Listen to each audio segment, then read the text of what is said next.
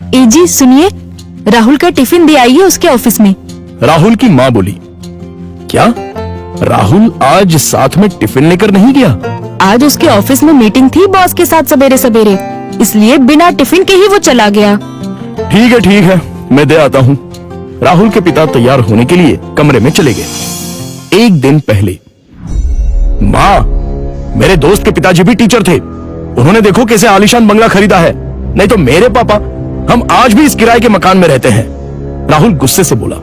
राहुल, तुम्हें पता नहीं शायद, पर तुम्हारे पापा घर में सबसे बड़े थे, इसलिए 2 बहन और 2 भाइयों की शादी उन्हें ही करनी थी, और साथ में तुम्हारी पढ़ाई का खर्चा, और तुम्हारी बड़ी बहन की शादी भी तो थी। किसने किया ये सब? क्या फायदा इन सब का?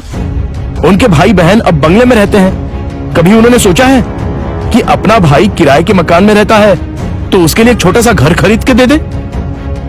ये सुनकर माँ की आंखों में आंसू आ गए। उन्हें समझ नहीं आ रहा था कि जन्म दिया बेटा अपने बाप के बारे में ऐसी बातें कर रहा है। फिर माँ बोली, तुम्हारे पिता ने अपना कर्तव्य निभाया, अपने भाई बहनों से कभी किसी चीज की उम्मीद नहीं की। राहुल पागलों जैसा बोल रहा था। अच्छा वो ठीक है, पर पिताजी लड़कों की ट्यूशन लेते थे। उनसे अगर फीस लेते तो आज पिताजी पैसों की गद्दी पर सोते। आजकल के क्लास वाले देखो कैसे इंपोर्टेड गाड़ियों में घूमते हैं। लेकिन तुम्हारे पिता के कुछ उसूल थे, ज्ञान बांटने के, पैसे नहीं लेने के, इसलिए तो उन्हें ढेर सारे पुरस्कार भी मिले। पता भी है तुम्हें? ये सुनते ही राहुल जोर से चिल्लाया, क्या फायदा इन पुरस्कारों का? क्या उनसे हमारा मकान बनेगा? पड़े हैं धूल खाते उस कबाड़ खाने में, कोई नहीं पूछता है उनको। तभी दरवाजे की बेल बजती है। पिताजी ने अपनी बातें तो सुन नहीं ली ना। इस डर से राहुल का चेहरा उतर गया, लेकिन पिताजी किसी से बात किए बिना ही अपने कमरे में चले गए। ये था कल का झगड़ा, और आज मोहनलाल ने साइकिल को टिफिन लगाया और कड़ी धूप में राहुल के ऑफिस पहुंच गए। कड़ी धूप होने के कारण वो थक गए थे। ऑफिस पहुंचने पर उनको सिक्योरिटी गार्ड ने रोका। राहुल सर को टिफिन देना था, क्या मैं अंदर जा सकता हूं? मोहनलाल ने पूछा। अभी नहीं दे सकते, वो बॉस के साथ मीटिंग में है। जब मीटिंग खत्म होगी तब दे देना। चलो यहां से हटो, बॉस तुम्हें देखना नहीं चाहिए। अगर बॉस को दिख गए तो मेरी हालत खराब हो जाएगी। चलो जाओ उधर, गार्ड बोला। मोहनलाल कुछ ही दूरी पर धूप में खड़े रहे। मीटिंग 1 घंटे से ऊपर तक चली। उनके पैर में दर्द होने लगा। तभी ऑफिस के केबिन का दरवाजा खुलने की आवाज आई। बॉस के पीछे पीछे राहुल भी आया। धूप में खड़े हुए पिताजी को देखकर वो मचलाया।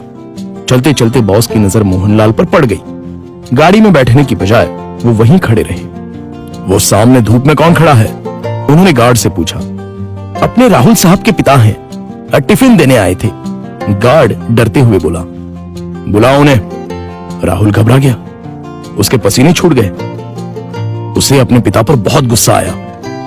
गार्ड के बुलावे पर मोहनलाल अंदर आए। बॉस उनके पास गए और बोले, आप मोहनलाल सर हैं ना? सरकारी स्कूल में आप ही टीचर थे ना? हाँ, पर आप कैसे पहचानते हैं मुझे? कुछ समझने से पहले ही बॉस ने मोहनलाल के पैर छुए।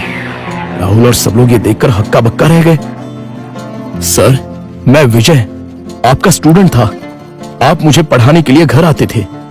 हाँ, याद आया। बाप रे, तुम तो बहुत ही बड़े हो गए हो।